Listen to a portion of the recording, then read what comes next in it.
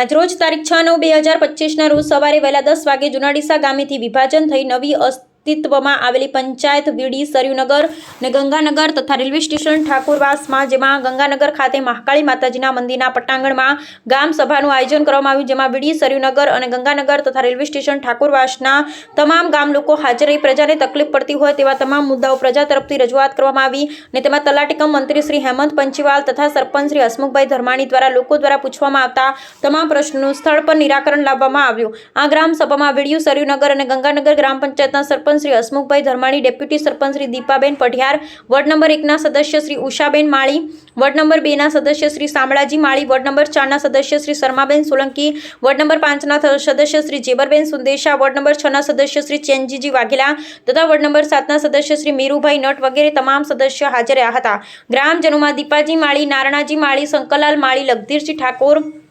જયંતીલાલ માળી, શામળાજી માળી, મુકેશભાઈ ઠાકોર, પ્રવીણભાઈ માળી, ડાયાજી માળી, હેમતાજી માળી, બકુલભાઈ ઠાકોર, ખીમાજી ગહેલોત, સોમ ભારતી ગોસ્વામી, મનુભાઈ માળી, મફાભાઈ પટણી વગેરે નામી અનામી સૌ ગ્રામજનો પધારી સૌભામાં અભિવૃદ્ધિ કરી હતી। અહેવાલ ઈશ્વર માજીરાણા, જુનાડીસા। ગ્રામ પંચાયતમાં વસવાટ ગામડાઓની કુલ સંખ્યા એટલે જે આપણે જે ગામના અંદર જે વસવાટ કરે છે એમની કુલ સંખ્યા લખવાની છે। એટલે આપણે 2011ની વસ્તી ગણતરી મુજબ જુનાડીસાના અંદર તમારું ગામ હતું, એના પછી કોઈ નવી વસ્તી ગણતરી થઈ નથી, પણ આપણે અંદાજિત 3 થી 4 હજારના વચ્ચે રાખીએ સંખ્યા કે જુનાડીસા આપણે સરયુનગર, વીડી અને ગંગાનગર ને બીજો જે ભાગ આપણે જે નકશામાં જે તે વખતે વિભાજન થયું છે એ જે ભાગ આપણા અંદર આવરિત છે એનો અંદાજિત સંખ્યા આપણે હાલે 3 થી 4 હજારની સંખ્યા આપણે 4000ની સંખ્યા લખીએ છીએ। આજરોજ તારીખ 6 સપ્ટેમ્બર 2025ના રોજ સવારે 10 વાગે ગંગાનગર મુકામે મહાકાળી મંદિરના પટાંગણના અંદર વીડી સરયુનગર, ગંગાનગર અને ઠાકોરવાસ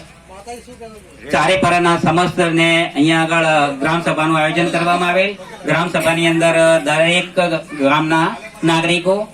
દરેક ગ્રામજનો એમના પ્રશ્નો લઈ અને આવેલા અને દરેકના પ્રશ્નોનું નિરાકરણ તલાટીશ્રી દ્વારા અને શક્ય એટલું સરપંચશ્રી દ્વારા આપેલ છે અને દરેક ગ્રામજનોને એમની પોતાની સુખાકારી માટે જે કઈ પ્રશ્નો હતા એ અમે પણ આગળ મોકલવા માટેની સહમતિ દર્શાવી છે। અસ્તુ, ભારત માતા કી જય। માટે કરીને આપણે નદી સુધી રસ્તો બનાવો અને ત્યાં આગળ આપણે રાજપુરના અંદરથી પાણી આવે છે, ગટરનું